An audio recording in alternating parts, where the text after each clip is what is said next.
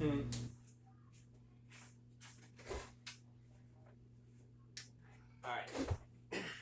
So here's what I'm attempting to do. Hopefully my camera doesn't fall on me.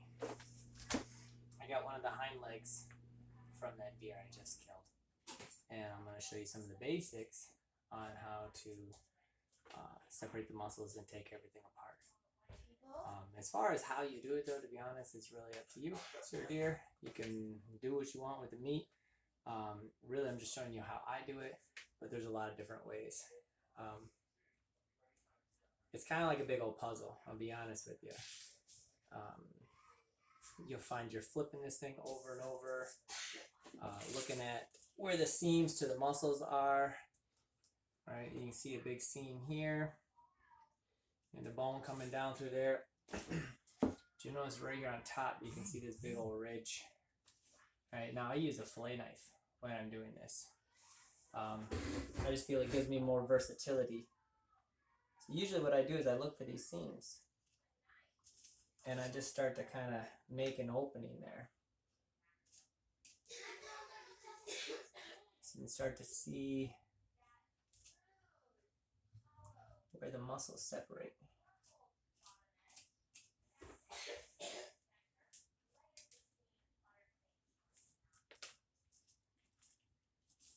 Missed a little bit on that one, that's okay.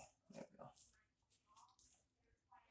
Now this deer was shot, it's winter time technically here, so they got a little more fat on them, and you can start to see that. But see how it's starting to open up, and you can see that there's just this little membrane kind of in between the two muscles, and just gently swipe at that, same as when I was skinning it. Gently swipe at it to start to loosen it up. I'm just trying to follow that seam the best I can, pulling it open.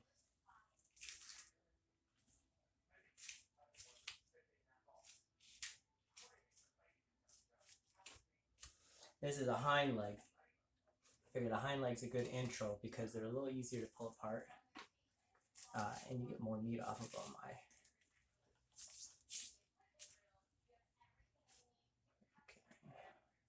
This way. Hopefully I'm not blocking the camera at all.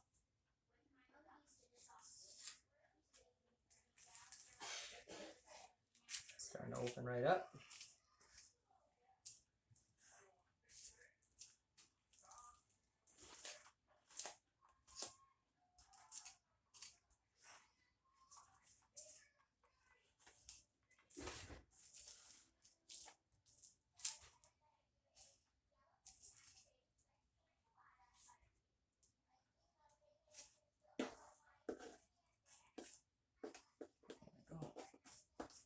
So this is one of the big old, now I'll have to take a lot of this outer stuff off, but this is technically a separate muscle here, so I can separate that and pull that off as well. But you're going to get one big old chunk here that you can use for steaks if you want. I usually use it for steaks because you can kind of cut them this way and get a whole bunch that are about like this. Good for grilling, or you can grill the whole thing and then cut them. But like I said, it's really up to you. Right now, like I said, it's like a puzzle. So now I just kind of look around and I'm saying, where can I go next? Where do I see potential seam? So I'm just looking for that and then cutting away the little connective tissue. Like I said, sometimes you end up having to flip it over. Some of the fat. I got a little garbage bag down here to throw a lot of that excess scrap stuff away. I see a little bit of looks like a seam right here.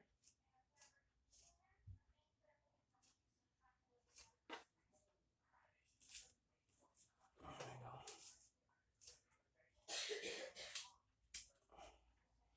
And you find it's pretty obvious because as you pull it, the muscles will come apart and you'll just see that little, almost like a spider web looking type membrane in there. And you just swipe by with your knife and disconnect it.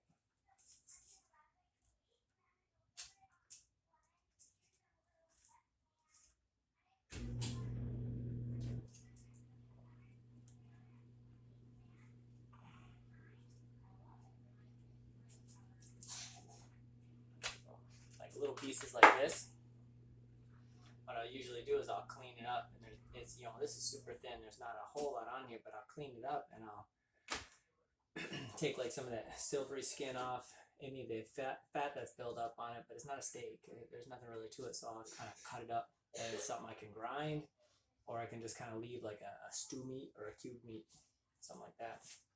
Or you could grind it up and make jerky out of it. I've had a lot of people ask about burger, and usually what I'll tell them is you can't make venison burger without adding something to it, because venison is so lean, they don't have the fat in it like beef does, or lamb or goat. You know, that their fat all marbles in. So if you were to make burger without adding something, it'd be so lean, so dry, that when you went to make a patty, it wouldn't hold together because the fat's the binding agent. I've heard of some people, you know, they'll use maybe egg or something to try to bind it together, but when I've made it in the past, what I'll do is I'll buy a block of beef suet, so in other words, just beef fat, and as I'm grinding the venison, I'll just randomly throw in a couple chunks of that beef suet to try to get that same percentage you would on like a ground chuck, that 80-20. And then the beef fat will help hold it together when you want to do something with it. Alright, so again, I'm just playing with this puzzle, saying where's my next seam.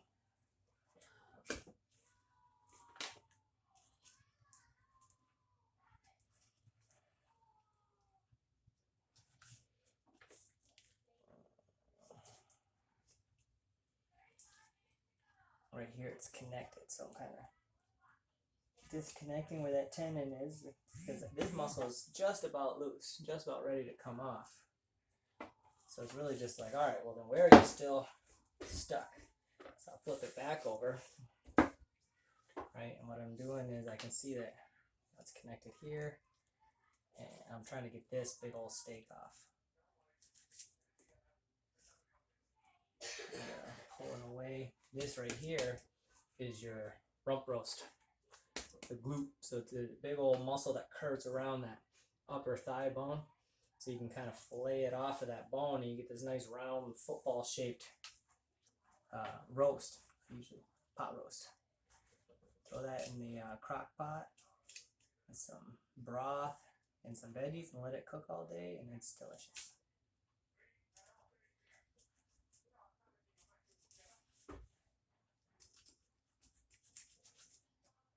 Kind of wiggling around the knee. The more and more you do this, and you start to understand the skeletal structure, it makes pulling this apart easier, because you'll know where the bones are at and where to move. Right here is hard bone as well. While it's still attached, though, it's probably easier to pull off some of this excess stuff that I don't want, because the bone kind of helps hold it in place.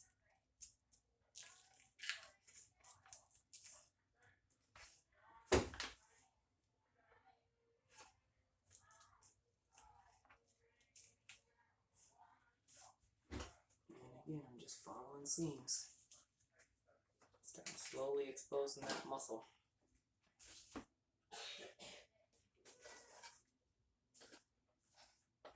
Yeah, flip it back over.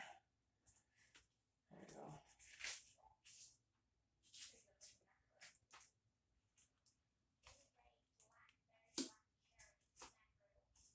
There, so now you can get a better look at that rump roast. Found the muscles that were laying on top of it, removed them. And I think I also found where this bad boy was still connected. This stuff here that I got my hand on right now is kind of, I guess what I call scrap meat. And that's the stuff that, again, I'll either cube it or grind it. And I don't have like a real good shape to it for anything else, but I ain't gonna throw it away, so I'll save it there, I'll clean it up, and I'll cube it up. Alright, let's flip this again. There we go. There we go. Got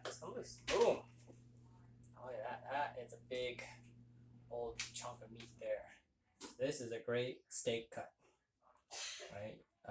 Because you can make some real nice sized steaks out of it.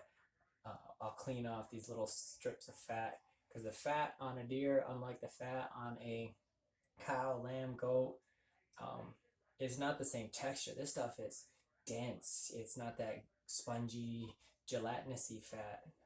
It's almost like styrofoam the way it feels, and so it doesn't have that edibility like the fat on other animals do. So I clean up as much of that as I can, and I'll clean up these edges and a little bit of this where it got a little bloodshot from the cleaning process. But usually before I really get into cleaning all the chunks of meat, I just like to separate the whole leg. So I'll set that aside and keep going. So we're slowly getting down there. Now I kind of have a really good view of this rump roast. And again, here's like the knee, so I'm just kind of disconnecting it from there.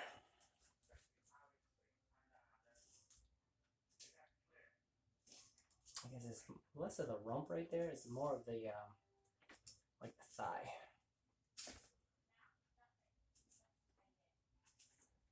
Quads, I guess.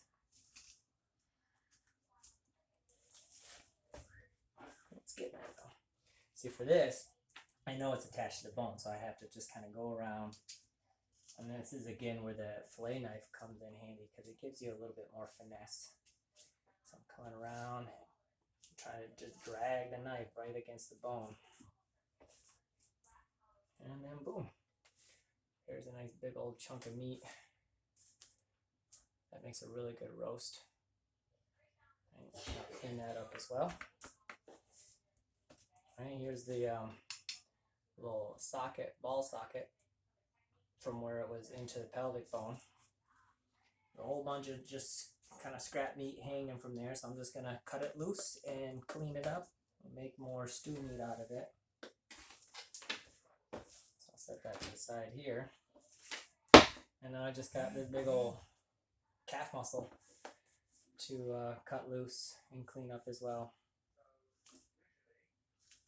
The thing about these muscles on the lower part of the leg, though, I feel like they're a little deceptive. It looks like a lot of meat in there.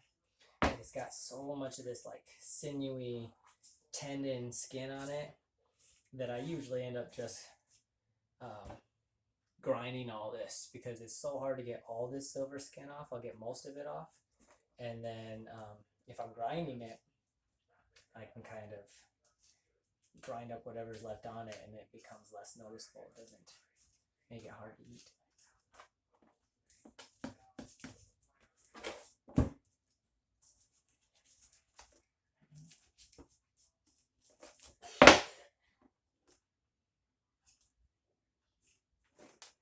Again, I just finding where the muscles are and cutting that little sinew in between. And then I'll just release it from the tendon here. But yeah, it's not a bad little piece of meat, but like I got this silver skin here, and silver skin here, which is just really tough. You know what I mean? Because the silver skin is what turns into these tendons at the end as it attaches to the bone. So it's, you gotta imagine how tough your tendons are that withstand the force that you put on your muscles. And then these last 2 or 3 here, stuff's really sticky. Cleaning up a little of this. Excuse me. Alright, so same thing. It's kind of attached to the bone here. Some of this extra. There we go.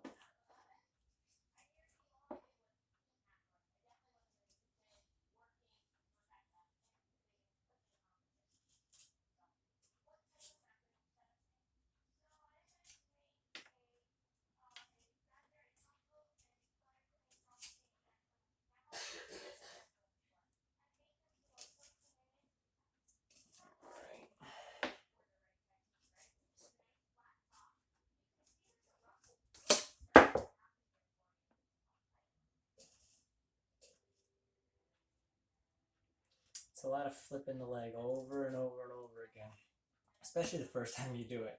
First time you do this on your own, you're just gonna be kind of flipping it back and forth. Where can I make a cut? Where can I make a cut? Nope. Flip it again. Nope.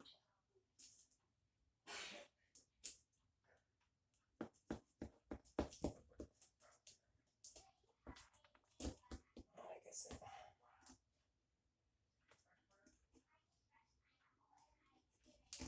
There we go. Those tendons are so tough, they almost feel like bones.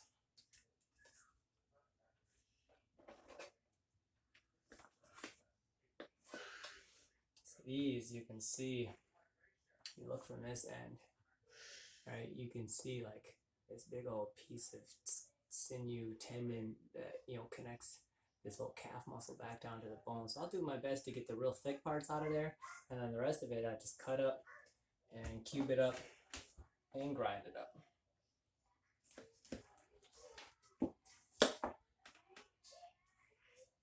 But we're almost there.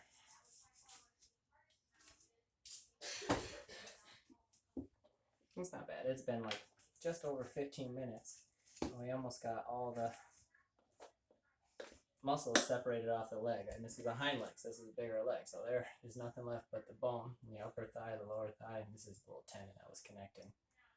Alright, so that's going to go in a scraps bag that I got down here. So I ended up with this nice big piece for steaks. This nice big piece here for steaks. Rump roast. And then all this stuff here, I will grind up, or cube up to either grind or just leave as stew meat, chili or like a stroganoff or something like that. So that's one leg. That's not bad. Now the front legs, maybe, half to 2/3 of this because they're just a smaller leg. They don't have quite the big, large muscle structures, but outside of, you got the two hind legs that'll give you this much. You got the two front legs, together give you about this much. And then you got the back straps, which will give you about this much meat here. And then I like to even take the meat off the neck, which is similar to a roast like this, but it's a little smaller depending on how big the neck they got. And then the tenderloins of the inside of the body. Those are just kind of like a personal size steak. So that's what you get from butchering a deer. I hope this is useful. And obviously if anybody in our tribe, when they shoot a deer, I hope they just call me up and I can help walk you through the whole process. All right, shalom mishpachah.